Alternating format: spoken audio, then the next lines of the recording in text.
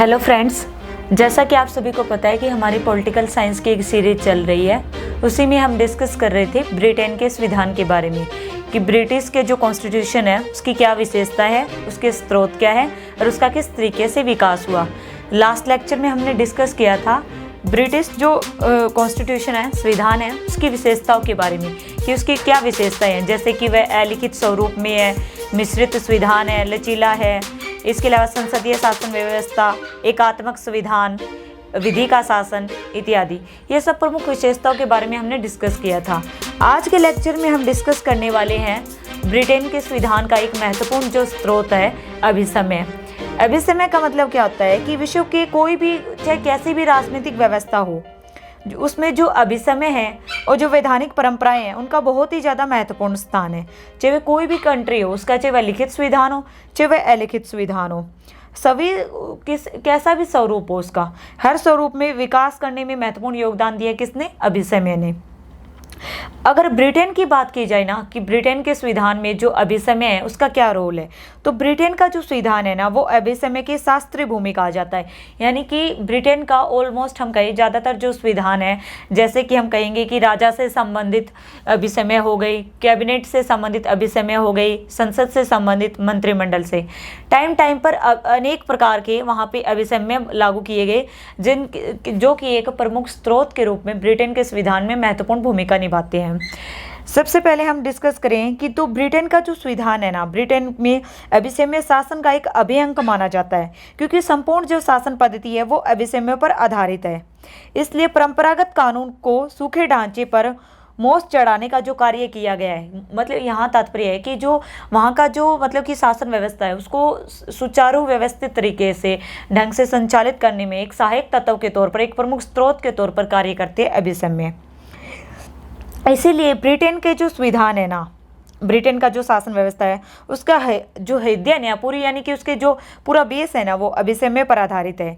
इसी तरीके से ब्रिटेन संविधान का अध्ययन करने के लिए बहुत ज़्यादा जरूरी है। अच्छे तरीके से उसका अध्ययन जब होगा जब हम उसके से जुड़े विभिन्न प्रकार के अभिसमय के बारे में जानेंगे। ये हमने डिस्कस किया इसका इंट्रो। अब डिस्कस करते हैं कि तब से लगे हुए हैं कि अभिसमय अभिसमय, तो अब बात है कि वो अभिसमय होता क्या चीज़ है, उसकी परिभाषा देंगे। अभिसमय से अभिप्राय क्या है? रीति रिवाज, प्रथाओं, परंपराओं, रूढ़ियों, आदतों, स्वभाव, समझौते का एक समूह है। यानी कि वो ऐसे मतलब परंपरागत परंपराएं, प्रथाएं, आदतें या फिर समझौते जो कि एक लंबे टाइम पीरियड से कंटिन्यू चलते आ रहे हैं, जो कि शासन व्यवस्था में क्या प्रदान करती है? सरलता प्रदान करती है। और सुविधा, सरलता से मतलब है कि शासन व्यवस्था को एक व्यवस्थित ढंग से चलाने के लिए सरलता प्रदान करती है। ये जो परंपराएं होती हैं वो विधि नहीं होती है, नहीं न्यायालय के द्वारा इन्हें मान्यता प्रदान की जाती है। जैसे कोई भी कानून पास किया गया तो कानून के द्वारा उसका संरक्षण किया जाता है, उन्हें मान्यता प्रदान की जाती है। इन्हें न्यायालय के द्वारा कोई मान्यता प्रदान नहीं की जाती। इनका उल्लंघन होने पर भी किसी भी प्रकार का कोई भी दंड का प्रावधान नहीं है। परंतु ये इंग्लैंड के अंतर देखें तो ये परंपराएं राजनीतिक जीवन में इतनी गहरी मतलब अपनी छाप है कि उनकी वजह से ही मतलब जो परंपराएं हैं, जो रीति रिवाज है अभिसमय, उसका बहुत ही मतलब कि क्या कहें कि ईमानदारी पूर्वक उनका पालन किया जाता है। इस तरीके से पालन किया गया है जिस तरीके की संसद के द्वारा पारित कानून का। अलग अलग प्रकार के लेखकों ने परंपराओं को अलग अलग तरीके से परिभाषित किया है। डाइसी है जो एक मतलब कि राजनीतिक विचारक है, प्रमुख राजनीतिक विचारक, राजनीतिक शास्त्री। उन्होंने कहा है कि ये ढंग निर्धारित करने वाले नियम है कि जिस ढंग से जो सम्राट के स्वेच्छाधारी अधिकारों का प्रयोग किया जाए। यानी कि वो एक तरीका है, वो एक मेथड बताते हैं कि किस तरीके से जो सम्राट है वो अपने अधिकारों का प्रयोग करेगा। ठीक है, अब यहाँ हम बात करते हैं, हमने डेफिनेशन के बारे में देख लिया कि अभिसमय क्या होता है। अभिसमय से मतलब होते हैं रीति रिवाज, प्रथाएं, परंपरागत रूढ़ी, आदतें इत्यादि समझौते जो लंबे समय से कंटिन्यू चले आ रहे हैं, जिनके बेसिस पे शासन व्यवस्था को सुव्यवस्थित ढंग से चलाया जाता है। अभी हम बात करते हैं कि अभिसमय का स्वरूप। संविधान का चाहे कैसा भी स्वरूप हो, यानी चाहे वह संविधान किसी भी प्रकार का हो, समय और परिस्थितियों की आवश्यकता के अनुसार वहाँ पे अभिसमय का क्या हुआ है? विकास हुआ है। ठीक है, ब्रिटिश संविधान को बहुत सीमा तक अभिसमय पर आधारित संविधान भी कह सकते हैं। बेसिकली वहाँ जो अभिसमय उन्हें कानून द्वारा संरक्षण नहीं दिया जाता, परंतु कानून की तरह उन्हें मान्यता प्रदान है, कानून की तरह उन्हें मान्य जाता है, उनका पालन किया जाता है। अगर कोई व्यक्ति, बेसिकली देखा जाए तो कोई भी व्यक्ति उनका उल्लंघन का साहस ही नहीं रखता है। और इसी के आधार पर ब्रिटेन की जो शासन विधान है, शासन व्यवस्था, उसको चलाया जाता है। अभिसमयों के कारण ही ब्रिटेन का जो संविधान है उसका जो स्वरूप है वह लचीला है। फिर एक छोटा सा पॉइंट है कि अब यहाँ अभिसमय और कानून सेम लग रहे हैं, उनमें थोड़ा सा डिफरेंस है, मैं आपको क्लियर कर देती हूँ। अभिसमय क्या होते हैं कि रीति रिवाजों पर, प्रथाओं पर डिपेंड करते हैं, ठीक है, परंतु जो कानून होते हैं वो विधान पालिका के द्वारा बनाए जाते हैं। एक पॉइंट तो ये हो जाएगा डिफरेंस कानून और अभिसमय के बीच में। नेक्स्ट रहेगा कि जो अभिसमय है वो परंपराओं पर आधारित है, अलिखित स्वरूप के होते हैं। कानून होता है वो लिखित स्वरूप का रहता है। नेक्स्ट ये है कि जो अभिसमय होते हैं ना, उन्हें न्यायालय के द्वारा संरक्षण नहीं दिया जाता। जैसे कानून बना दिया गया तो कानून के अंतर्गत क्या रहता है कि न्यायपालिका उसे संरक्षण प्रदान करेगी, परंतु अभिसमय में ऐसा कुछ नहीं रहता। नेक्स्ट पॉइंट है कि अभिसमय को निर्मित नहीं किया जाता, यानी कि जिस तरीके से कानून है वो विधान पालिका के द्वारा बनाए जाते हैं, इस तरीके से जो अभिसमय है ना उन्हें बनाया नहीं जाता। वो समय और परिस्थितियों के आधार पर ऑटोमेटिकली उनका विकास होता है। जो अभिसमय होता है ना, उनका क्षेत्र क्या होता है, समाज होता है, जबकि कानून का क्षेत्र एक राज्य होगा, एक स्टेट, यानी यहाँ पे स्टेट से अभिप्राय कंट्री, ठीक है। बेसिकली देखा जाए तो वास्तु रूप में कानून जो अभिसमय है ना उसमें स्पष्ट विभाजन नहीं देखने को मिलता है। दोनों ही का मेन आधार है शासन व्यवस्था को सुदृढ़ बनाना, शासन व्यवस्था को मजबूत बनाने के लिए। ये दोनों ही साथ साथ चलते रहते हैं।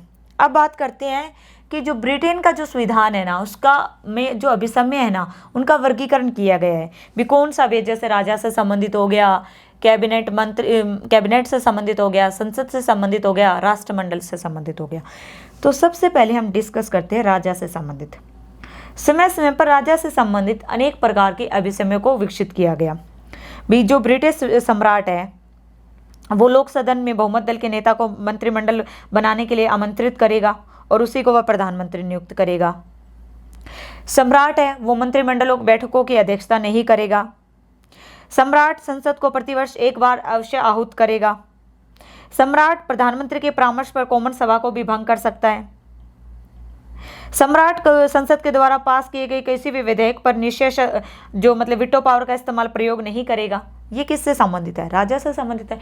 एक राजा है वो क्या कर सकता है क्या नहीं, क्या उसकी पावर रहेंगी, क्या उसे करना है, उस रिगार्डिंग बताया गया है। नेक्स्ट अपना रहेगा कैबिनेट से।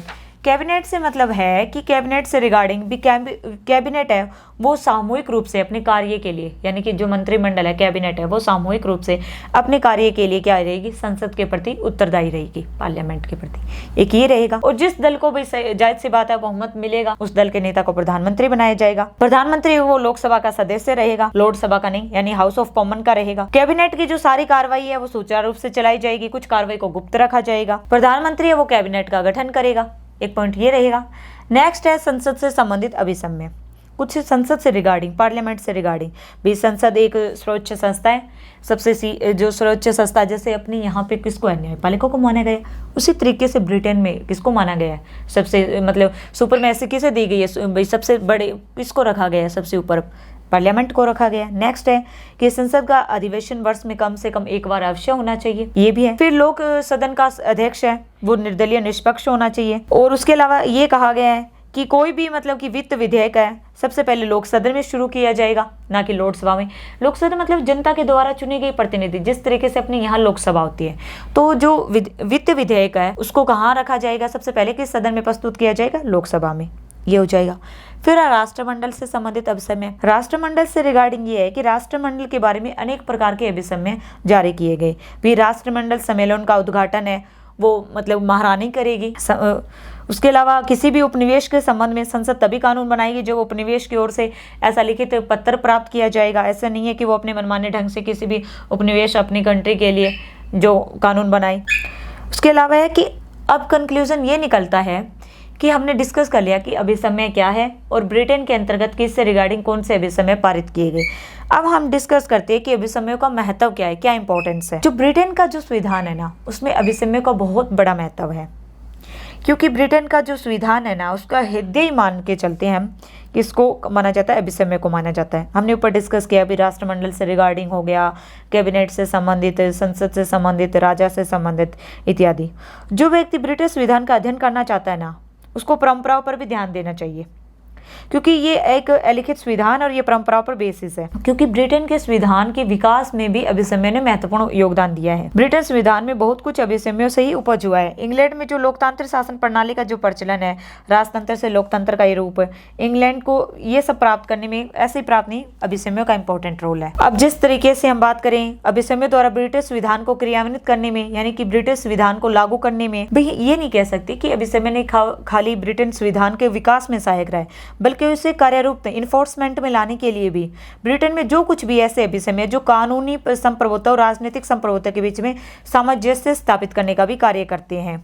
यानी कि राजा कानूनी संप्रभुता और मंत्रिमंडल, संसद और जनता के ऐसी स्थिति में वैदिक दृष्टि से, यानी कि इसके कहने का तात्पर्य ये है कि राजा मंत्रिमंडल के परामर्श को मानता है। इसी परंपरा के कारण राजनीतिक संप्रभुता और कानूनी जो संप्रभुता है उसके बीच में एक सामंजस्य स्थापित किया जाता है। फिर राष्ट्रमंडल को सफल बनाने में भी जो अभिसमय है वो राष्ट्रमंडल को सफल बनाने में भी मतलब वो करता है, भी लचीलापन प्रदान करता है कि समय और परिस्थिति के आधार पर उसमें भाई उसके अनुकूल बन सके, भी राष्ट्रमंडल के सदस्यों को सम्राट के प्रति श्रद्धा भाव को बनाए रखने में। उसके बाद ये कंक्लूजन ये है कि जो अभिसमय है वो ब्रिटिश संविधान का क्या है, विकास में महत्वपूर्ण योगदान देता है, उसके इन्फोर्समेंट में योगदान देता है, उसके बाद राष्ट्रमंडल को प्रभावी ढंग से कार्य करने में योगदान देता है। उसके बाद हम डिस्कस करते हैं कि ब्रिटेन का जो संविधान है उसका भाई जो उसके अंदर जो अभिसमय है, कंक्लूजन ये निकलता है कि अभिसमय उसके लिए बहुत ज़्यादा जरूरी है, न केवल संविधान के लिए बल्कि संविधान को इन्फोर्समेंट में लाने के लिए, ब्रिटिश संविधान की जो शासन व्यवस्था है उसको मजबूत बनाने के लिए, श्रेष्ठता प्रदान करने के लिए। अभिसमय क्या है, बदलती हुई परिस्थितियों के हिसाब से सामाजिक और राजनीतिक परिस्थितियों को अनुकूल बनाता है, शासक वर्ग और शासन तंत्र संचालित करने में योगदान प्रदान करता है। इसलिए अब हमने इस लेक्चर में डिस्कस किया कि अभिसमय क्या चीज़ है, अभिसमय और कानून में क्या डिफरेंस है, ब्रिटेन के अंदर कौन कौन से अभिसमय लाए गए और अभिसमय का क्या महत्व है। Okay student, thank you.